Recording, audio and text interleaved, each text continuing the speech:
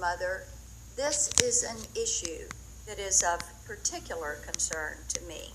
So we thank you for being here today, Ms. Haugen, and we look forward to getting to the truth about what Facebook is doing with users' data and how they are abusing their privacy and how they show a lack of respect for the individuals that are on their network. We look forward to the testimony. Thank you, Mr. Chairman.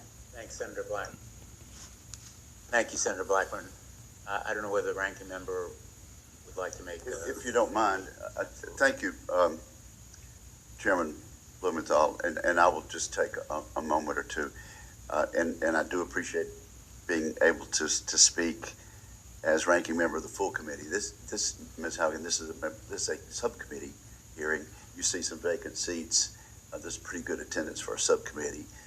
There are also a lot of things going on, so people will be coming and going. But I'm willing to predict that this will have almost 100% attendance by members of the subcommittee because of the importance of this subject matter. So thanks for coming forward to share concerns about Facebook's business practices, particularly with respect to children and teens. And of course, that is the main topic of it's the title of our hearing today, Protecting Kids. I'm hoping we can move forward, Senator Brown. I share that view, Mr. Chairman. Thank you. Thank you very much. Yes, you straight. All right. My name is Dream. I'm from Cincinnati. Tell them a little bit more about yourself. What you like to do in your free time, type shit? What I like to do in my free time? I'm a schoolgirl. I'm a senior in high school. Very much for your testimony. What examples do you?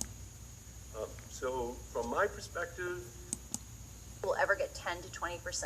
In the case of children, that means drug paraphernalia ads like that. It's likely if they rely on computers and not humans, they will also likely never get more than 10 to 20% of those ads. Understood. Mr. Chair. Not remove downstream MSI in getting these problems. Let me ask. Those experiences where computers. Yeah. We're going to break at about 11:30 if that's okay, because we have being forced to take positions they know their own constituents don't like or approve of because those are the ones that get distributed on Facebook. That's a huge, huge negative impact. Facebook. 17-year-old children. How would they possibly be approved by Facebook? And is AI involved in that? I did not work directly on the ad approval system. What was resonant for me about your testimony is Facebook has a deep focus on scale. So scale is, can we do things very cheaply for a huge number of people, which is part of why they rely on AI so much. It is very possible that none of those ads were seen by a human.